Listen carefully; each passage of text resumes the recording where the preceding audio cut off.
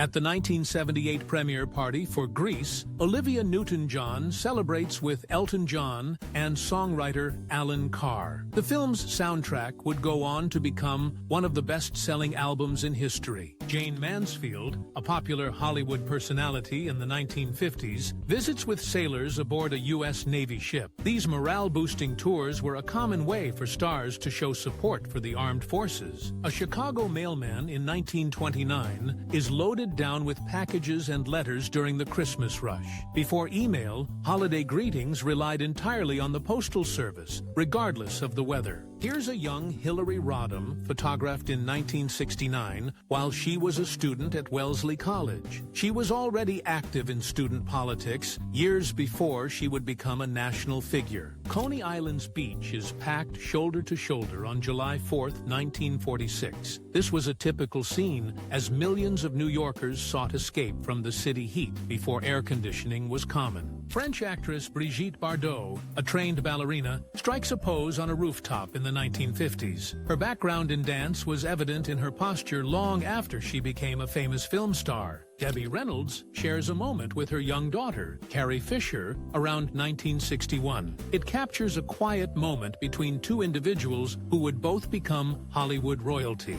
A young Benito Mussolini, then a socialist journalist, is arrested in 1915 for protesting Italy's involvement in WWI. This was years before he would seize power as the founder of the fascist party. Inside the German Rolleiflex factory in 1949, workers meticulously assembled the famous twin-lens reflex cameras by hand. These machines were the gold standard for professional photographers for decades. The Beatles perform on stage in their early days, just as their music was taking America by storm. Their matching suits and distinct guitars became an iconic image of the British invasion. U.S. Marines endure a grueling march through the harsh frozen mountains during the Korean War in the early 1950s. The extreme cold in what was known as the Frozen Chosin was as much an enemy as the opposing forces. An Inupiat woman is launched into the air during a traditional blanket toss, or Nalukatak, in Alaska. This whaling festival tradition was used to celebrate a successful hunt and to spot game over the horizon. A woman in 1929 buys an apple from a fruit vending machine at London's Paddington Station. This early form of automation was a novelty, offering a healthier choice than the usual station fare. Brewery workers in Great Britain enjoy their daily beer allowance, a common perk for the job in the mid-20th century. The barrel reads, "Roll Out the Barrel," the name of a popular wartime song. President Richard Nixon bowls at the private lane he had installed in the White House basement. He was an enthusiastic bowler and reportedly bowled his personal best score of 232 on that very lane. The parking lot of a West Covina Thrifty Mart in 1959 shows a sea of American-made steel. A brand-new Chevrolet Bel Air like that orange one would have set you back about $2,500. David Bowie poses in Paris in 1977, the same year he released his groundbreaking albums Low and Heroes. This was the height of his thin white Duke period, defined by this sharp, minimalist style. French pop singer Françoise Hardy sits on a Honda CB750, a motorcycle widely considered the world's first superbike. The bike's power and her effortless cool made for a perfect image of 60s style. Relna Brewer, a female bodybuilder in 1938, shows her strength by ripping a telephone book in half. This was a classic strongman feat, made all the more unusual by a woman performing it in that era. Women workers at the Douglas Aircraft Plant in Long Beach, California, assembled the fuselage of a B-17 bomber during W2. These Rosie the Riveters were essential to the war effort on the home front. A family of African-American migrant workers stops on a roadside in 1940, heading from Florida to New Jersey. They were part of the Great Migration, carrying all their possessions as they sought better lives in the North. Jazz singer Ella Fitzgerald, already known as the First Lady of Song, poses for a portrait in 1945. By this time, she was a major star with numerous hit records to her name. President Kennedy and his family relax with their dogs at their summer rental home in August 1963. The photo was taken just 3 months before the president's assassination in Dallas. Filmmaker Alfred Hitchcock poses with a bird for a publicity photo for his 1963 thriller, The Birds. The director was a master of self-promotion, often appearing in his own film trailers and promotional materials. An American soldier in Vietnam, with Oklahoma Kid on his helmet, plays guitar for his comrades in 1968. These moments of music offered a brief, necessary escape from the realities of combat. Actress Sybil Shepherd holds an umbrella in 1976, the same year she appeared in the classic film Taxi Driver. She was already a major star, known for her roles in films like The Last Picture Show. To lower shipping costs for the Chevy Vega, General Motors and Southern Pacific developed the Vert APAC rail car. It transported 30 Vegas nose down, a bizarre but effective solution to keep the car's price around $2,000.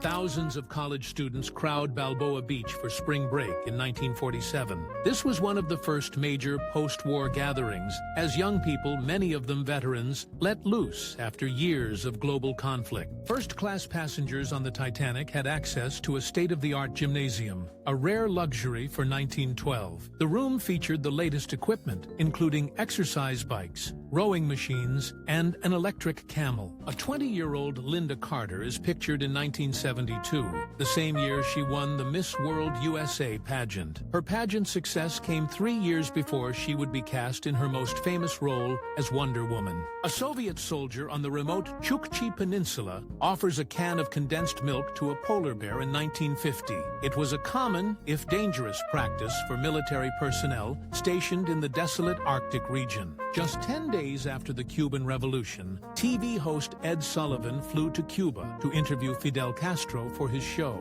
The interview introduced the controversial new leader to millions of American households. A family in the 1940s uses a clever trick to take a group photo, with the father holding a baseball bat to likely trigger the camera's shutter. It was a homespun solution long before the days of timers or selfie sticks. King George V of England and his first cousin, Tsar Nicholas II of Russia, posed together in Berlin in 1913. Their striking resemblance is no coincidence, as their mothers were sisters. The Good Friday earthquake of 1964, the most powerful in North American history, devastated Anchorage, Alaska, with a 9.2 magnitude shock. Entire neighborhoods, like the Turnagain Heights subdivision seen here, slid into the ocean. While campaigning for his brother in West Virginia in 1960, Robert F. Kennedy grabs a bite at a local drive-in. The photo captures a casual moment on the trail of a campaign that would soon lead to the White House. New York's World Trade Center towers rise above the city skyline during their construction in the early 1970s. The massive landfill in the foreground, created from the excavated earth, would eventually become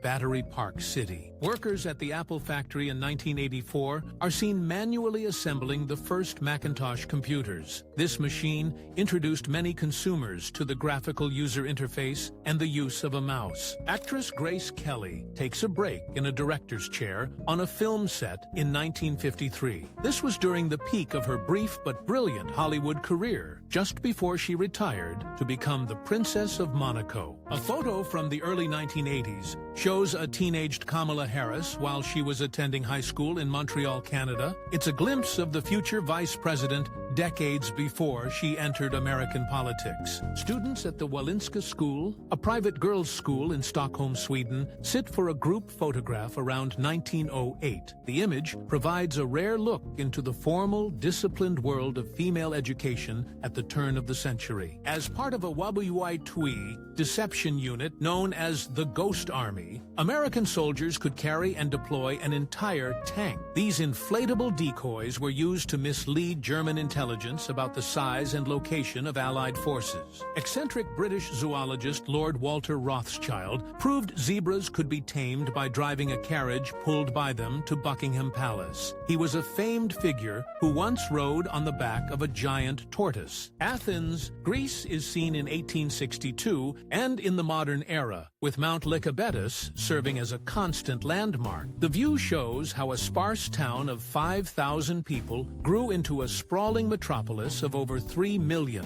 During his 1953 inaugural parade, President Eisenhower gave permission for rodeo performer Monty Montana to lasso him. Montana successfully roped the surprised president's shoulders from 15 feet away. South Vietnamese divers take a break from a salvage operation during the war in the 1960s. Using heavy, outdated equipment, these men undertook dangerous underwater work in a country torn by conflict. Director George Lucas and actor Mark Hamill stand in the Tunisian desert during the difficult filming of Star Wars in 1976. The harsh conditions gave no hint that this low-budget sci-fi film would become a worldwide cultural phenomenon. Hollywood Boulevard glows under a sea of neon signs on a typical night in 1962. The light trails capture the energy of a city built on car culture and centered around the entertainment world. Albert Einstein sits patiently while being sculpted by Jacob Epstein